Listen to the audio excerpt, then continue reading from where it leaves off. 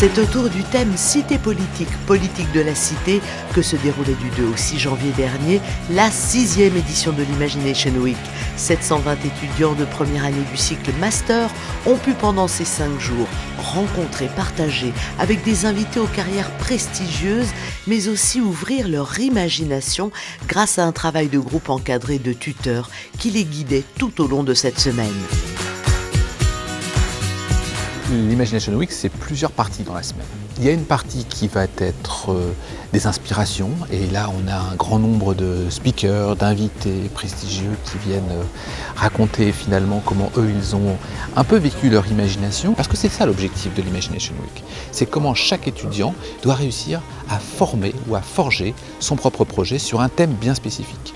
Et ce thème pour cette année, c'est Cité de la politique, politique de la cité pour 2050. C'est un magnifique thème, un thème très adapté à Imagination Week, puisque l'esprit d'Imagination Week, c'est se projeter dans le futur. Et donc pour moi, c'est au fond comment réfléchir ensemble à un avenir commun. L'étudiant va aller dans quelque chose d'inhabituel, il va quitter le domaine des sciences de gestion, et c'est une façon intéressante de le sensibiliser à cette ouverture aux expériences qu'il connaîtra dans son cycle master. L'imagination, c'est un rempart contre l'habitude. C'est ce qui permet, à partir d'une situation donnée, à laquelle on est habitué, finalement, de concevoir les choses autrement.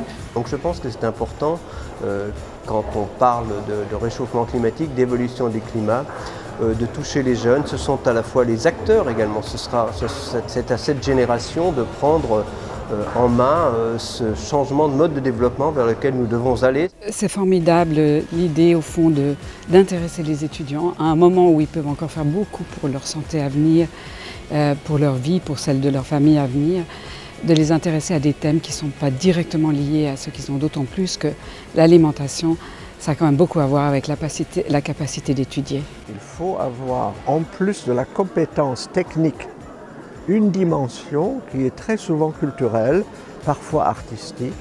Et si on n'a pas ce plus, on ne sera jamais créatif. Mais bon sang, inventez votre vie, n'attendez pas que les autres vous l'inventent. Si vous avez un désir qui sommeille en vous d'un truc que vous avez envie de faire, et toute la culture que vous apporte ce parcours exceptionnel de l'ESSEC, c'est une ouverture sur le monde, c'est une culture universelle. Allez sur la voie de vos rêves, c'est là que vous allez vous réaliser.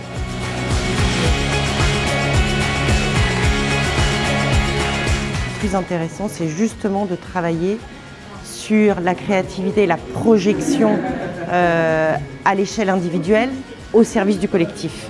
Et dans quel collectif? Le message de la transdisciplinarité est quelque chose de très important pour pouvoir un peu couvrir tous les champs, et c'est ce que le leader de demain devrait avoir comme compétence pour réussir. Voir toutes ces conférences vraiment diverses pour qui on penserait qu'elles n'ont pas beaucoup de lien entre elles, vraiment c'était très intéressant d'essayer de les relier ou au moins de trouver de l'inspiration.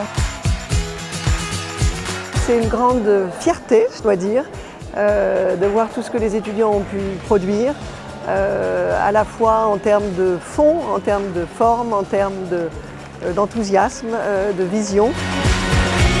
Dans une volonté de continuité des programmes sur l'ensemble des campus du groupe ESSEC, les étudiants ont pu participer pour la 2e fois du 9 au 13 janvier à ce même travail au campus Asie-Pacifique à Singapour.